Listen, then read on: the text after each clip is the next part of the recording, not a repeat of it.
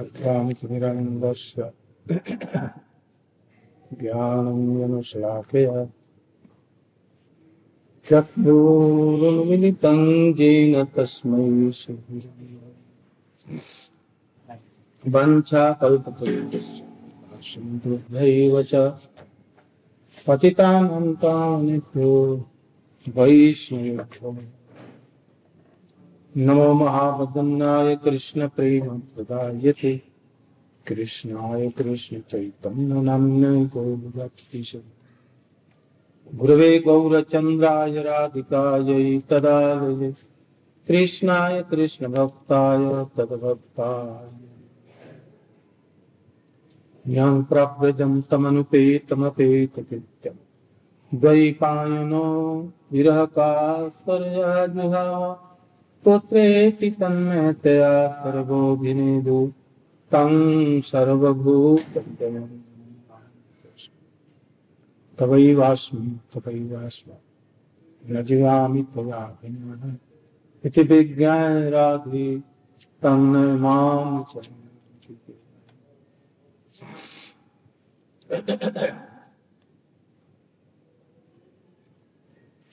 आज के विजयादशमी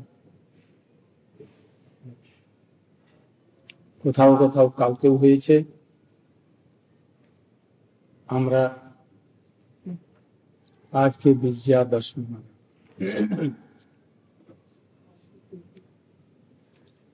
কালকে বিজয়াদশমী সম্বন্ধে বলেছিলাম। বিজয়াদশমী সম্বন্ধে দেবীর কোনো সম্বন্ধ নেই। বিজয়াদশমী ভগবান রামচন্দ্র হনুমানের নিকটেতে এটা খবর পেলেন, সংবাদ পেলেন যে তিনি লঙ্কাতে আছেন, वो लंका में है। इसलिए सुग्रीव से बांदरी सेना को लेकर समस्त बांदरी सेनागण के लिए সেখানে থেকে হিন্দি বেশি না বাংলা? হিন্দি বললে চলবে? হ্যাঁ, বাংলা আপনারা হিন্দি বুঝতে পারবেন তো?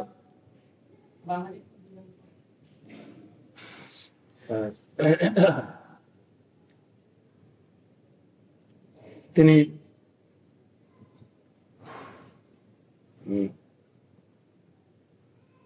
কিষ্কিন্ধাতে বনে জঙ্গলেতে ছিলেন। একটা শিমুল গাছের তলায় তিনি সেই অবস্থাতে তার কুটি ছিল। সেইখান থেকে সমস্ত বাঙ্গালী সেনাগণকে নিয়ে বিজয়ের জন্য, লঙ্কা বিজয়ের জন্য যাত্রা করেছিলেন। এই জন্য তার নাম হলো বিজয়া দশমী। দেবীর সম্বন্ধে কোনো কিছু নেই। আজকে তার জন্ম হয়েছিল কি কোথায় বিজয় যাত্রা করেছিলেন, নাকি কোনো খাস অসুরকে এই সময় মেরেছিলেন। কিন্তু বাংলা স্মার্ট সমাজ দেবী পূজক, শক্তি পূজক, তারা এইরকম হয়তো একটু কল্পনা করে দিয়ে পারে। দেবী পূজা খারাপ নয়, তারা পূজা করতে পারে, দেবী পূজা করতে পারে। তারা অর্থ, ধন, টাকা পয়সা এইসব দেবীর নিকট চাইতে পারে, তিনি দিতে পারেন। এটা কৃষ্ণ বলেছেন যে সে তুমি জগতে পূজিত হবে আর সব লোকের মনোকামনা পূর্ণ করবে, অতএব তিনি করেছেন। কিন্তু আজকের দিনেতে देवी संगे এই তিথির সঙ্গে কোনো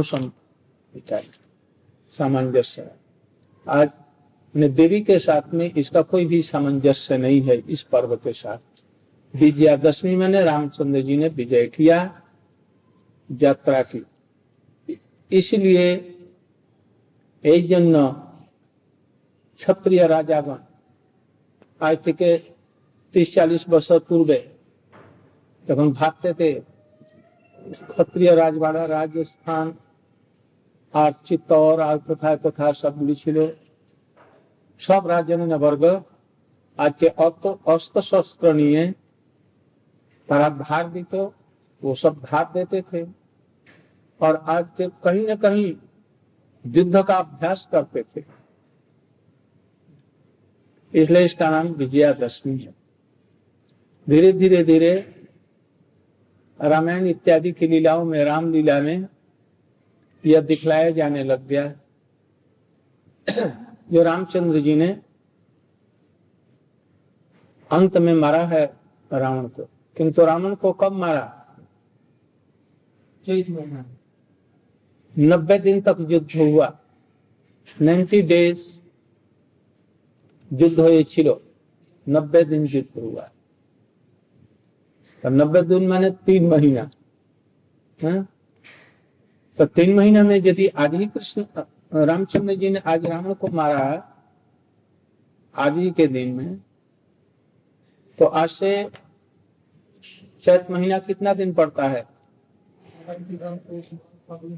180 से ज्यादा है।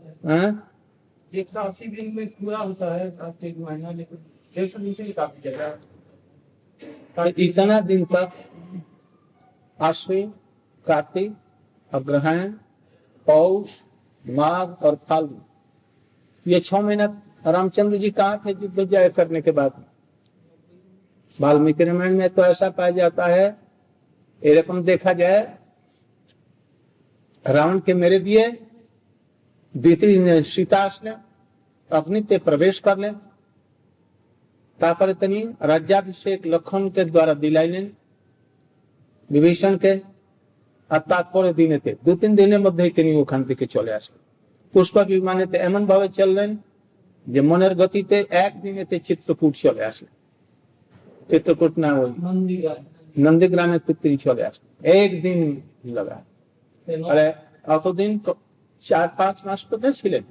90 দিন যুদ্ধ আর 3 দিন লাগেন।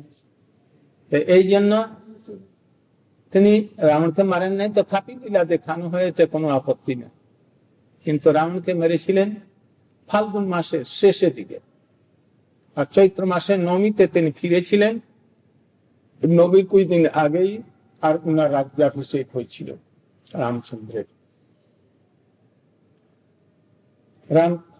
রাম নবমীতে তাহার জন্ম চৈত্র মাসে, নবমীতে তাহার বনবাস, আর নবমীতে তাহার ফিরে এসে রাজ্যাভিষেক, এই তিনটা একই তিথিতে হয়েছে। এটা সমস্ত রামায়ণ ইত্যাদিতে দেখায়। আর আজকে একটি বিশেষ দিন আমাদের সম্প্রদায় প্রাচীন কাল থেকে এটা আমাদের সম্প্রদায়ের লোক গ্রহণ করছে, যে আমাদের সম্প্রদায়ের কলিযুগের প্রধান গুরু মধ্বাচার্যের আজকে হচ্ছে আবির্ভাব দিবস। আমাদের সব ক্যালেন্ডার গুলিতে এইরকম দেওয়া হয়। आजकल अर्वाचीन कतगुली लोग, आजकल के अर्वाचीन लोग माने नए, जिनको कोई ज्ञान नहीं है, क्षुद्र ज्ञान वाले लोग, तारा बोलছেন जिसे मध्वाचार्य संप्रदाय संगे हमारे कोनो संबंध नहीं। किंतु भक्ति विनोद ठाकुर स्पष्ट सूरते बोलছেন যারা তারা কলির চর, যারা मध्वाचार्य के माने ना, जरा जीव गोस्वामी के माने ना, जरा कवि कुरुपुर के माने ना, जरा विश्वनाथ चक्रवर्ती ठाकुर के माने ना, जरा बलदेव विद्याभूषण के माने ना, जरा भक्ति विनोद ठाकुर के माने, तारा सब कलिर चरिता ठीक। ये सब तथ्य सबसे पहले कवि कुरुपुर ने स्पष्ट भाषा में यह बतलाया, गुरु परंपरा का उल्लेख किया कवि कर्ण को। जी गोस्वामी से ये उम्र में बड़े हैं, क्योंकि चैतन्य महाप्रभु जी के चरणों का अंगूठा पी करके कवि कर्णपुर को काव्य की स्फूर्ति हुई। ये मौन बालक थे, मौन बालक थे, 4-5 वर्ष के हो गए थे। तो इनके पिताजी भवानंद शिवानंद से ताके कोलेते निये गिয়েছিলেন। इनको गोदी में ले गए और महाप्रभु जी के चरणों में इनको छोड़ दिया। तो ये महाप्रभु जी का अंगूठा, पैर का अंगूठा लेकर के मुख में लगा दिया और लगाने के बाद में काव्य की स्फूर्ति हुई। ऐसी ये उसी उम्र में बहुत ही सरस किंतु क्लिष्ट श्लोक उन्होंने कहा। चैतन्य महाप्रभु जी की प्रशस्ति में उन्होंने लिखा, जो बड़े बड़े धुरंधर काव्य वालों के लिए यह असंभव था, असंभव छिल। तो तिनी परवर्ती कालेते वृंदावन चंपू, आनंद वृंदावन चंपू और चैतन्य चरितमृत, चरित काव्य एवं और अनेक सब ग्रंथ, नाटक इत्यादि बहुत समस्त ग्रंथ तिनी लिखे छे। तिनी हमारे गुरु परंपरा तिनी लिखे छे। कृष्ण ब्रह्मर्षि देवान देवकान, ब्रह्मर्षि, ब्रह्मा से हम लोगों का संप्रदाय, तो ब्रह्मा जी हमारे आदि गुरु।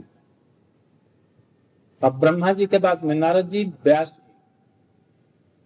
व्यास के बाद किसको लिया? सुखदेव गोस्वामी जी को नहीं लिया। किसको लिया? मध्वाचार्य जी को लिया। क्यों नहीं सुखदेव गोस्वामी को लिया? गोस्वामी, ये सुखदेव गोस्वामी जी ये थे अवधूत, एकदम अवधूत। वो ये सब चीजों से बहुत ऊपर थे। ये अवधूत से भी बड़े थे व्यास जी, नारद जी। तो अभी एक धारा को लेकर के, परंपरा को लेकर के चले। इन्होंने भागवत का श्रवण किया और भागवत का प्रकाश किया, सुखदेव गोस्वामी। किंतु ये परमहंस होने के नाते किसी खास प्रचार धारा में नहीं आए। इसलिए हम लोगों के आचार्यों ने ये उनको गुरु माना, आचार्य माना, मुक्त महापुरुष माना, रसिक वैष्णव माना, भागवत माना, किंतु गुरु परंपरा की धारा में उनको न लेकर के, क्योंकि उन्होंने कोई शिष्य भी नहीं किया, जगत ऐसे ही उनको अपना शिष्य समझा। सुत गोस्वामी को उन्होंने मंत्र जैसे और दीक्षा जैसे हम लोग देते हैं ऐसा, और सुखदेव गोस्वामी को भी व्यास जी ने कोई मंत्र और दीक्षा दे करके नहीं, श्रीमद् भागवत उनके हृदय में प्रकाश करके, सुना करके उनको महाभागवत बनाया था इस परंपरा में। किंतु मध्वाचार्य जी बद्रिकाश्रम में गए और अपना वेदांत उस समय तक अणुभाष्य बना करके गए और ले जा करके, और वहां पर व्यास जी के चरणों में, व्यास जहां पर व्यास गद्दी या क्या कहते हैं, व्यास घेरा या व्यास गद्दी, वहां पर लेकर के और उनके चरणों में समर्पित कर दिया। व्यास जी ने प्रत्यक्ष होकर के उसको ग्रहण किया और उनको बहुत आशीर्वाद दिया। और उनको देखो कुकु राष्ट्र कुकु एक जन जाओ,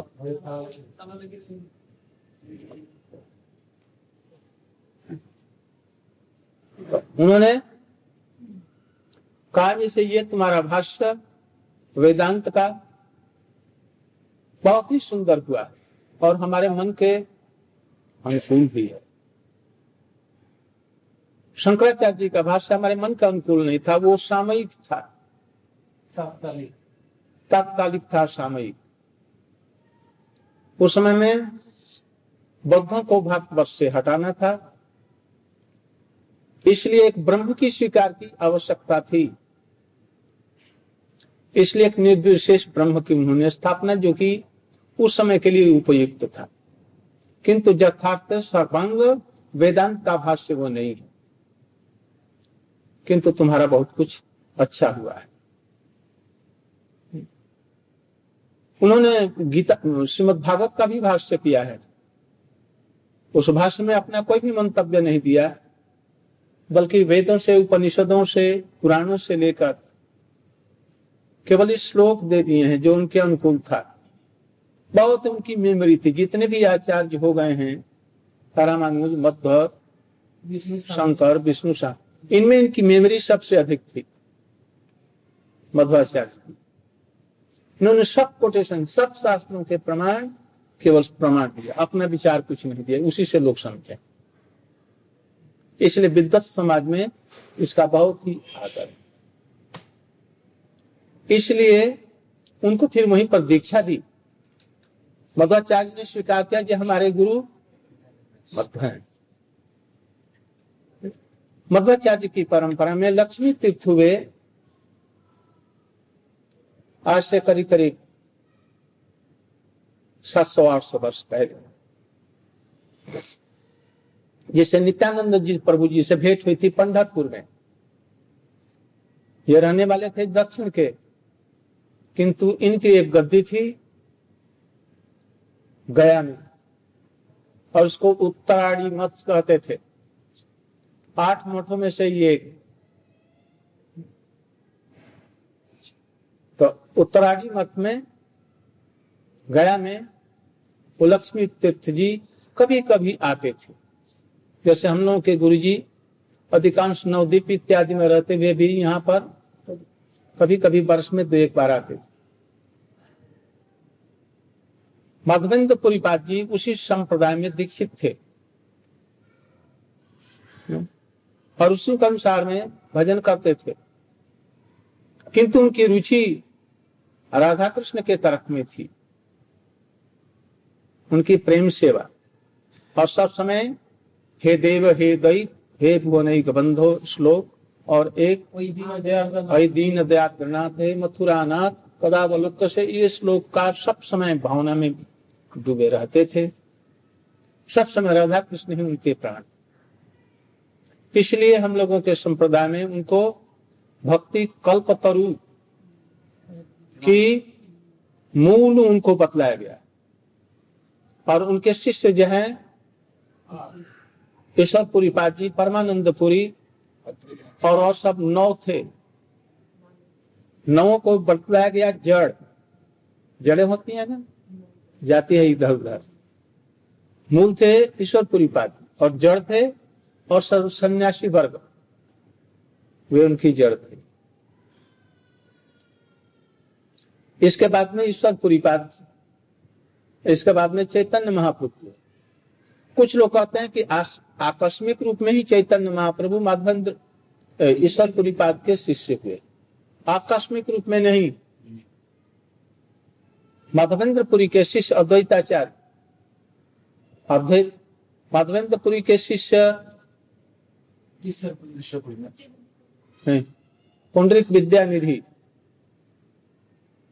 उनके शिष्य और जितने भी महाप्रभु के जितने गुरुजन हैं या उनके संगी वाले हैं, अधिकांश लोग माधवेंद्रपुरी के शिष्य थे या ईश्वर पुरीपाद जी। इसलिए जानबूझ करके ही सब लोगों ने उनसे मंत्र लिया, कृष्ण का गोपाल मंत्र और काम गायत्री दिया। माधवेंद्रपुरी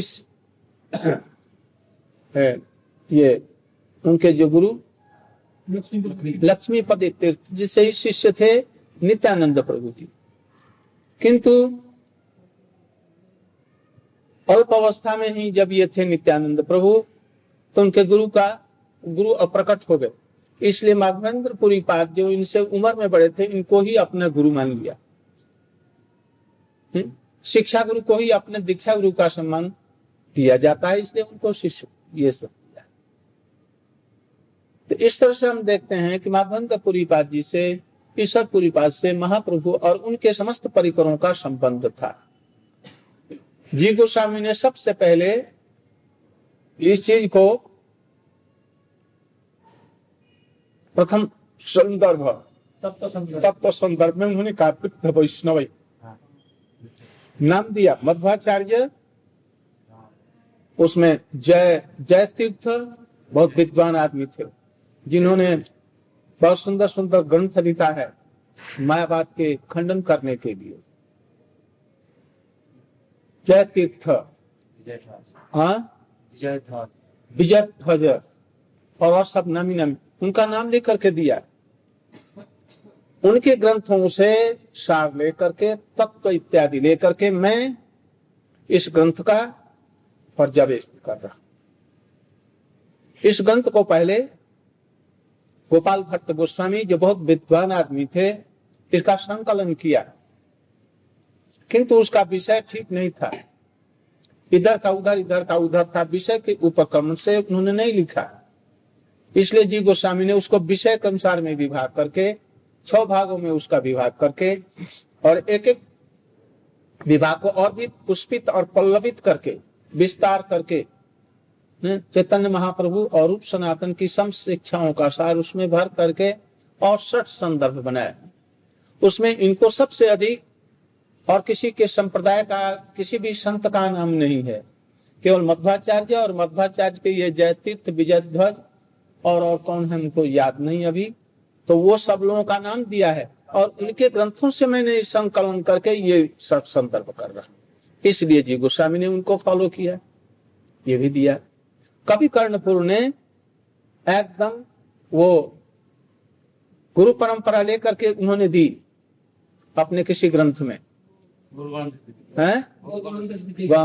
गणोदेश दीपिका में दिया, देकर के उन्होंने बतलाया कि ब्रह्मा से हुए नारद, नारद से हुए व्यास से मध्वाचार्य और मध्वाचार्य से राजेंद्र तीर्थ इत्यादि के माध्यम से लक्ष्मी पति तीर्थ और माधवेंद्र पुरी पार, माधवेंद्र से ईश्वर पुरी पार और उससे चैतन्य महाप्रभु का संपर्क करके बस वहां पर छोड़। पीछे से हम लोगों के प्रभुपाद जी ने उसी धारा बलदेव विद्याभूषण जी ने लिया और लेकर के गोविंद भाष्य में या और कोई ग्रंथ है सिद्धांत सिद्धांत रत्न की प्रमेय रत्नावली इत्यादि में ग्रंथों में इस परंपरा को उन्होंने स्वीकार किया। प्रमेय रत्नावली में उन्होंने इसको ग्रहण किया। ठीक वही शब्दों का थोड़ा सा अंतर है, उन्होंने अपने श्लोकबद्ध छंदों में किया और इन्होंने अपने, किंतु दोनों में कोई अंतर नहीं है, सब उन्हीं का एक करके दिया। पीछे से श्रील प्रभुपाद जी ने उसमें अपने तक की परंपरा को जोड़ करके उसको पूरा कर दिया, जिसको हम लोगों के गुरु इत्यादि जी ने लिया। विशेष करके हम लोगों के जो अभी जो परंपरा जैसे भक्ति विनोद ठाकुर है, इसको हो सकता है कि कोई ना माने, किंतु जहां तक बलदेव विद्याभूषण का है उसको सब मानने के लिए बाध्य, सब लोग बाध्य, क्योंकि वहां तक अभी संपादित रूप में वो धारा चल रही है। बलदेव विद्याभूषण जी को कोई कहते हैं आज वाले अर्वाचीन वाले कि ये पहले मध्व संप्रदाय में दीक्षित थे, पीछे से गौड़ीय वैष्णव संप्रदाय में रसिकानंद के शिष्य थे, कोई उनका नाम नहीं गया, उनके ये शिष्य थे। पीछे से विश्वनाथ चक्रवर्ती ठाकुर जी से सब अध्ययन किया। पुरी में वो मध्य संप्रदाय को छोड़ करके इसमें प्रवेश कर गए। क्या नहीं, वो पुरी में रहते थे। उनसे उन्होंने पुनः दीक्षा लेकर के, ऐसा ही कुछ ना तो उन्होंने उनसे लिया और लेकर के गौड़ीय वैष्णव में प्रवेश किए और उपासना करने। जी गोस्वामी का संदर्भ पढ़ने के लिए वो वृंदावन में आए और जी गोस्वामी से विश्वनाथ चक्रवर्ती से उन्होंने पढ़ा और पढ़ने के बाद में उनका नाम भी उनको बाबा जी वेश दे करके, उनका क्या नाम रखा था ये याद नहीं तो उनको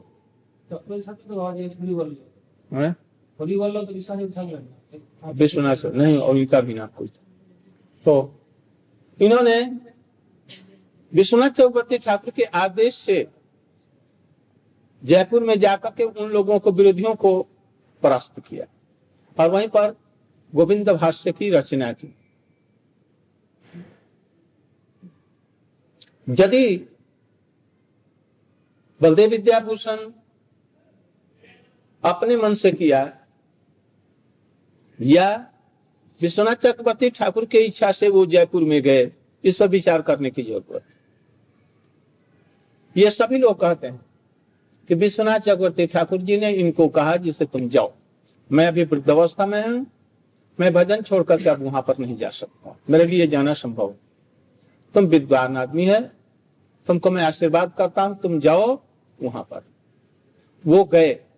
अच्छा, जाने के समय में कुछ बतलाया होगा कि ऐसे ही भेज दिया?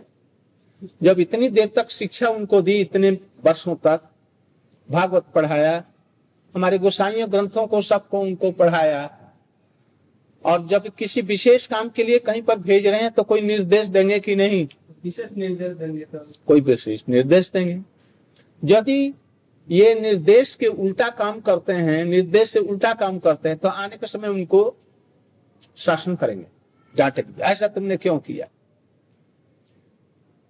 तो ये वहां जाकर के गोविंद भाष्य उन्होंने लिखा और उन्होंने कहा कि मध्व संप्रदाय से हमारा हम उनकी शाखा है, मध्वाचार्य के हम संप्रदाय में हैं, ब्रह्म माध्व गौड़ीय वैष्णव संप्रदाय, और वही परंपरा हमारी गुरु की परंपरा है। तो ये प्रश्न एक हो सकता है। तो फिर उन्होंने ये अनुभाष्य, ये गोविंद भाष्य क्यों लिखा? इसलिए कि मध्वाचार्य में राधा कृष्ण की उपासना नहीं है, केवल कृष्ण की उपासना है, और हम लोगों में राधा कृष्ण की स्वार्थ की उपासना है, जो उन लोगों में नहीं है भी तो वो गुप्त रीति से है। केवल सन्यासी जो रहते हैं, वहां के 8 सन्यासी होते हैं, केवल वही ग्रहण करते हैं गोपी भाव, और दूसरे नहीं। इसलिए बलदेव विद्याभूषण जी उस उपासना को ठीक से प्रमाणित करने के लिए, और ये वेद सम्मत है, वेदांत सम्मत है उपासना, राधा कृष्ण की उपासना, और हमारे संप्रदाय में प्राचीन काल से ही व्यास इत्यादि, नारद इत्यादि से चलती आ रही। इस चीज को प्रमाणित करने के लिए, और उन्होंने कहा जिसे तुम्हारे विचारों का प्रतिपादन करने वाला कोई भाष्य है, तो यहाँ भाष्य तो है, तो कौन सा? श्रीमद् भागवत है। कैसे भागवत है? तो उन्होंने वो दिया, अर्थ एवं ब्रह्म सूत्राणां भारतार्थ गायत्री भाष्य रूप वेदार्थ, ये बतलाया। और सब जगह श्रीमद् भागवत में भी ऐसा उल्लेख है, सब वेदांत सारंग ही श्रीमद् भागवत मिश्यते तद्दर्शामृतस्य, कहीं दूसरी जगह उसका नहीं हो सकता है। और गायत्री का भाष्य सभी मानेंगे, क्योंकि पहले सप्तम परम धीमहि, उसमें भी है, इसमें भी है, उसी की व्याख्या उन्होंने की है। गोविंद भाष्य नाम क्यों दिया? देने की क्या जरूरत थी? लोग स्पष्ट रूप से समझें, जो वेदांत जो है निर्विशेष भाव उसमें नहीं है, ज्ञान परक नहीं है, मुक्ति परक नहीं है, क्योंकि उसमें एक शब्द है अपि संराधने प्रत्यक्ष अनुमानाभ्याम। अपि संराधने माने क्या? गीता में कहीं भी, उसमें वेदांत में कहीं भी ज्ञान का उल्लेख नहीं है शब्द का। कभी भक्ति का भी उल्लेख नहीं है, तो भक्ति का उल्लेख है कैसे?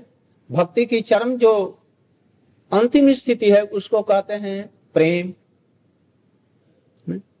वो प्रेम का दूसरा नाम है आराधना, और आराधना वैसा शब्द है जैसे श्रीमद् भागवत में सुखदेव गोस्वामी जी ने आराधना शब्द से ही राधिका का उसमें इंगित किया।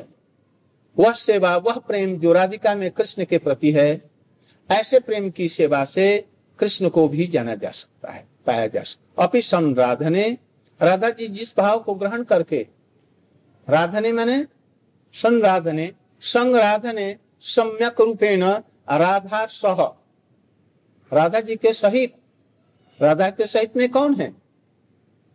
गोविंद देव पृष्ठालि भी सभ्यमानुस्मरामि, राधिका जी के साथ में ही कृष्ण है, नहीं तो यह संभव पर नहीं हो सकता। ये गोविंद जी हैं, इसलिए जहाँ राधिका जी रहेंगे वहां पर गोविंद जी जरूर रहेंगे।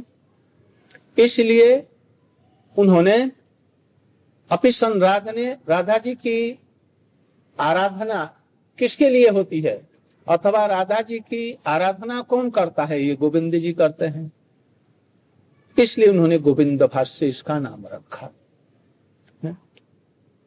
इसलिए बलदेव विद्याभूषण को हमारे संप्रदाय से निकाल दिया जाए तो हमारा संप्रदाय ही नहीं रहेगा, विश्वनाथ चक्रवर्ती ठाकुर जी के बाद में लुप्त हो जाएगा। यदि यह व्याख्या और यह संप्रदाय और उनका गुरु परंपरा यदि विश्वनाथ ठाकुर जी को नहीं मान्य था तो जब लौट करके आते तो वो प्रतिवाद करते। यदि जीव गोस्वामी को उन्होंने नहीं छोड़ा, स्वकीय भाव का उन्होंने ऊपर से प्रतिपादन किया था जीव गोस्वामी ने, राधा जी का गोपियों का कृष्ण के प्रति भारतीय भाव ठीक नहीं है। यद्यपि ये दूसरों के लिए किया था, अयोग्य लोगों के लिए, किंतु जी गोस्वामी विश्वनाथ चक्रवर्ती ठाकुर जी भी काजे नहीं, एकदम प्रत्यक्ष रूप में उज्ज्वल नीलमणि की टीका में, श्रीमद् भागवत की टीकाओं में एकदम स्पष्ट करके लिखा। जी गोस्वामी का ये विचार नहीं था, संदर्भ में उन्होंने इस विचार को नहीं किया है। वो परीक्षा के लिए, मैंने दूसरे लोगों के लिए, अनक्वालिफाइड जो लोग हैं उनको परकीय भाव को वो बिगाड़ न दें, इसलिए उन्होंने ऐसा किया। यथार्थ में उनका ऐसा विचार नहीं था, उन्होंने प्रमाणित किया है। जहां जहां पर जी गोस्वामी ने सब ये बात लाया है उस सबको उन्होंने खंडन किया और ये दिखलाया यदि वैसा स्वकीय भाव होगा तो श्रीमद् भागवत का विपरीत अर्थ हो जाएगा, भागवत का अनुकूल नहीं होगा। पति अति विलंघते अंत अच्युतागता, अपने पतियों को छोड़ करके कृष्ण के पास में गई, तो यहाँ पर अर्थ क्या लिया जाएगा? कहीं गोप बधु लिखा है और कहीं लिखा है कृष्ण बधु गोपियों को, तो उन्होंने कहा जी गोप बधु यदि कृष्ण की बधु हैं इसको मान लो, वहां पर प्रेमिका से तात्पर्य है, प्रिया से तात्पर्य है। कभी कभी पुत्र की स्त्री के लिए भी बधु शब्द का प्रयोग है, कभी कभी भार्या से है, जाया से, इसलिए यहाँ पर साधारण रूप में है। जो अत्यंत प्रिय हैं कृष्ण को वो कौन है? गोप बद्ध, गोपियों की बधु है। ये केवल माया के द्वारा ये ऐसा कहा हुआ माया प्रत्यायित भाव नहीं है, गोपियों में परकीय भाव। यहाँ पर भी है, गोलोक में भी ऐसा भाव है, इसलिए अनित्य भाव ये सब नहीं है। ये सबको विश्वनाथ चक्रवर्ती ठाकुर के विचार को भी कम से कम तो 30-35 उदाहरण दो के द्वारा, प्रमाणों के द्वारा उस विचार को हटाया। तब से गौड़ीय वैष्णव में फिर से ये पुनर्जीवित ये विचार हुआ भारतीय भाव का, नहीं तो सब एक तरह से लुप्त होता चला जा रहा। अभी भी वैसी ही स्थिति है। यदि कोई कृष्ण का, राधा जी का भजन करता है और कृष्ण प्रेम, गोपी प्रेम कहता तो उसको सभी लोग सहजिया कहने लगते हैं, क्योंकि वो लोग सब जानते नहीं। हम लोग के जितने भी ग्रंथ हैं, हम लोग का प्रयोजन क्या है? प्रेम प्रयोजन, कृष्ण प्रेम प्रयोजन। गोपीनाथ जी प्रयोजन नहीं है, वो प्रयोजन के तत्व हैं। गोपीनाथ के प्रति जो प्रेम है ये प्रयोजन है, गोपीनाथ जी प्रयोजन नहीं है। प्रयोजन के वो अधिष्ठात्री देवता है, इसलिए प्रयोजन हमारा क्या है? कृष्ण प्रेम हमारा प्रयोजन है। अभिधेय क्या है? गोविंद जी की सेवा अभिधेय है, गोविंद जी नहीं अभिधेय। ये क्या है? अधिष्ठात्री देवता है, किंतु उनकी जो सेवा है ये सेवा ही, प्रणाली ही अभिधेय। मुक्त अवस्था में और बद्ध अवस्था में इसी का रागानुगा कुछ भाव हो सकता है। इसी तरह से हमारे संबंध कृष्ण नहीं है, कृष्ण के साथ में, मदन मोहन के साथ में हमारा जो रिलेशन है वो हमारा संबंध ज्ञान है। कृष्ण रहने से कंस का क्यों नहीं हो गया संबंध? इसलिए ऐसा नहीं। तो जी हम ये कह रहे हैं कि यदि विश्वनाथ चौगट्टू ठाकुर जी को यदि यह मत पसंद नहीं था, ये गुरु परंपरा पसंद नहीं थी, तो जब जीव गोस्वामी के विचारों का वो कह रहे हैं, स्पष्टीकरण दे रहे हैं, तो इसका क्यों नहीं करते अपने ग्रंथों में? जरूर न कहीं प्रतिवाद करते, जो हमारा ये अभिप्राय नहीं है, मैं इसको नहीं मानता हूं, या किसी से अपने शिष्यों से भी कहते, किंतु नहीं। आने के बाद में खूब आशीर्वाद दिया। जैसे बालिक भाई की सभा में प्रभुपाद जी जब वहां से आए भक्ति विनोद ठाकुर के यहाँ, तो प्रभुपाद जी को उन्होंने बहुत आशीर्वाद दिया। ऐसे ही अभी गुरु महाराज जी हमारे एक प्रबंध लिखा, अचिंत भेदाभेद, जिसमें इन विचारों का खंडन किया और उसमें बहुत से प्रमाण दिए हैं, एक दो नहीं। इन सब प्रमाणों के लिए उसको देखना चाहिए। मेरी इच्छा है उसको पूरा करके और उसको अचिंत भेदाभेद सचमुच में ऐसा कर करके और उसको हिंदी में प्रकाशित करेंगे। तो उसमें उन्होंने दिया है, एक आज से कम तो 250 वर्ष पहले की बात, ये विवाद उठा था, ये आज ही का विवाद नहीं, बीच में लोग कहते हैं चैतन्य महाप्रभु जी दूसरों का संप्रदाय क्यों स्वीकार करें? तो कृष्ण ने क्यों दूसरे को गुरु बनाया? राम ने क्यों दूसरों को गुरु बनाया? क्यों बनाया?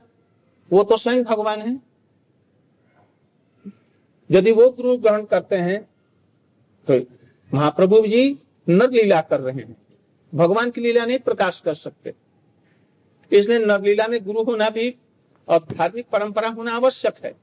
महाप्रभु जी ने कोई नई चीज नहीं दी जगत को, कोई नई चीज नहीं ले आए। उसके पहले ही उन्होंने, जब महाप्रभु जब थे तब उन्होंने नहीं दिया था, एक कल्प पहले तो वो आते धरा थोड़ी सी छिप जाती है, ढक जाती है, इसलिए महाप्रभु ने तो दिया था।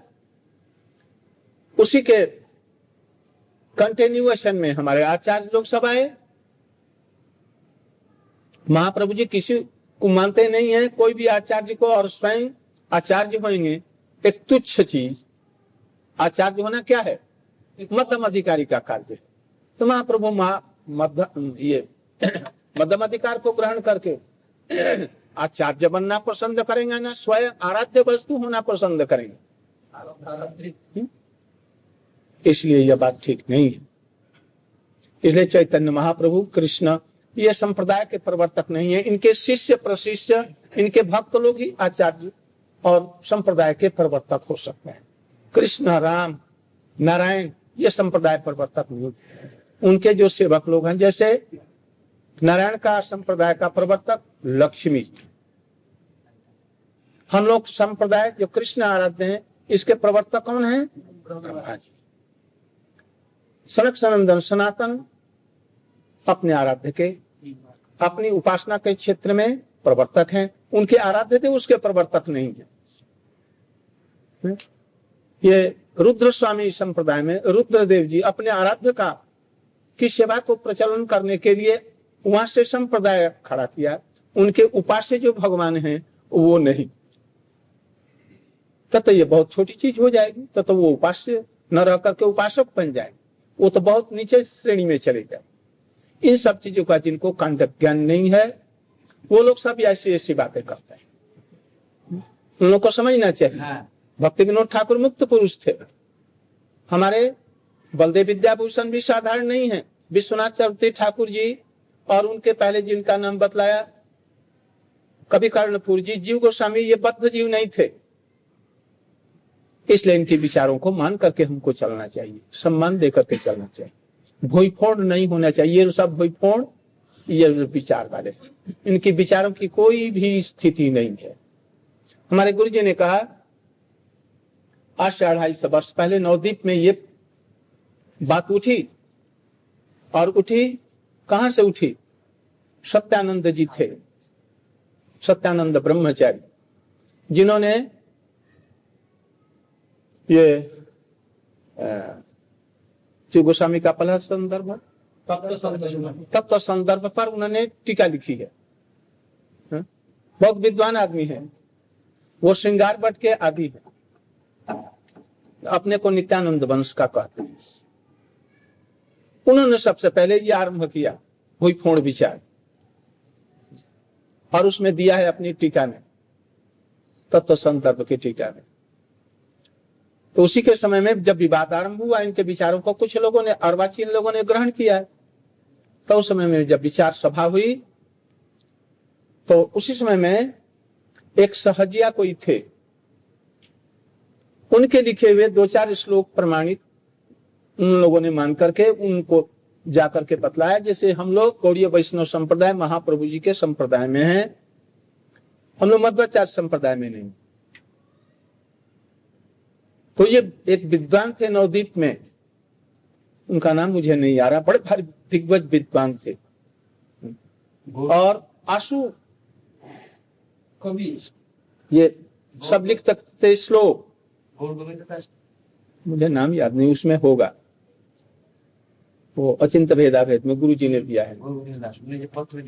हाँ, तो उनके पास में सब लोग गए, गौड़ीय वैष्णव यहाँ के, मथुरा वृंदावन के, गौड़ मंडल के, ब्रज मंडल के और क्षेत्र मंडल के सभी विद्वान लोग वहां पर गए और उनसे कहा, जैसे आप निर्णय एक दीजिए, आप बड़े विद्वान हैं, आपकी बात हम लोग मान लेंगे, आप एक निर्णय दीजिए गौड़ीय वैष्णव का संप्रदाय से मध्व संप्रदाय का कोई संबंध है या नहीं। तो साथ ही साथ उन्होंने 30-40 श्लोक बनाकर और एक प्रमाण पत्र प्रस्तुत करके और उसमें दिया। उसमें जो बातें मैं कह रहा हूं वो सभी बातें उन्होंने दे करके उन्होंने कहा, जिस संप्रदाय भेद का मूल कारण केवल थोड़े से विचारों का नहीं है। पहला विचार तो ये, लोग कहते हैं कि मध्वाचार्य के विचार से हम लोग का विचार मेल नहीं खाता। किस लिए? हमारे उपास्य हैं राधा कृष्ण और उनके उपास्य कौन है? बाल गोपाल, किंतु है नारायण तत्व वासुदेव कृष्ण, वो लोग कहते हैं। इस विचार में उन्होंने बतलाया यह मतभेद थोड़ा सा रह सकता है, गुरु शिष्य में भी मतभेद और वैशिष्ट होता है, ये मतभेद नहीं है, वैशिष्ट है। श्रीवास पंडित जी और हनुमान के अवतार मुरारी गुप्त और रूप गोस्वामी के छोटे भैया अनुपम जी, ये सब राम के उपासक थे। किंतु गौड़ीय वैष्णव में इनका क्यों आया? केवल गौड़ीय वैष्णव में ही नाम नहीं, पंच तत्व में श्री कृष्ण चैतन्य, प्रभु नित्यानंद, श्री अद्वैत, गदाधर, शिवास को क्यों लिया? इनको तो जाना चाहिए थे रामानुज श्री संप्रदाय में जाना चाहिए था। मुरारी गुप्त को वहां पर हनुमान का अवतार, उनको उस संप्रदाय में जाना चाहिए था। विचारों का मेल तो खाता नहीं है, वो तो इनके उपास्य तो राम है, तो क्यों नहीं उनको अपने संप्रदाय से निकाल दो, शिवास को निकाल दो, तो फिर रहेगा क्या? महाप्रभु की लीला ही सब रह जाएगी। इसलिए थोड़े से मतभेद संप्रदाय का भेद का कोई कारण नहीं होता, नहीं तो ये सब होता। हमारे संप्रदाय में बहुत से इसमें विचार है। कोई वात्सल्य रस से भगवान का भजन कर सकता है, कोई सख्य से कर सकता है, कोई मधुर से कर सकता है। तो इसलिए संप्रदाय भी अलग हो जाना चाहिए, किंतु संप्रदाय तो अलग हुआ नहीं। सर्व दामोदर जी से और शिवास जी से मतभेद रहा तो संप्रदाय अलग अलग हो गया। अद्वैताचार्य और नित्यानंद प्रभु में विचारों की खटपटी होती थी, तो इसलिए उनका भी संप्रदाय अलग कर दिया जाए।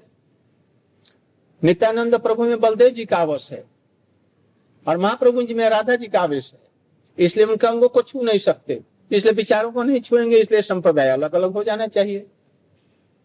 तो ये हुआ तो नहीं। इसलिए थोड़े से मतभेद के लिए ऐसा नहीं होता है, संप्रदाय ऐसा नहीं होता है। जैसे जी गोस्वामी जी और हमारे विश्वनाथ चक्रवर्ती ठाकुर जी, विचारों में भेद नहीं है, वैशिष्ट नहीं है। कितना भेद है?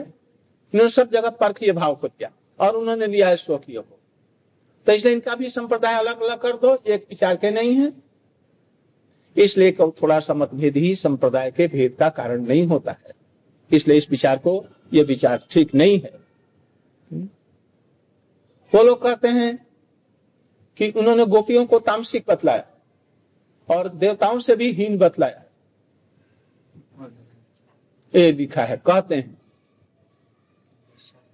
किसी कारण से परिस्थिति बस कोई बात निकल जाती है तो वही वो मूल बात नहीं होती, उसका अंतर हृदय देखना चाहिए, इसका विचार क्या है। हमने कहा दिया ये कृष्ण बड़ा लंपट, चोर, जार, शिखा शिरोमणि, शर्ट, तो कृष्ण की निंदा हो गई। किस विचार से? मतलब इन्होंने भी, वल्लभाचार्य ने भी गोपियों की 3 श्रेणी भागा में बांटा, तामसिक, राजसिक, सात्विक।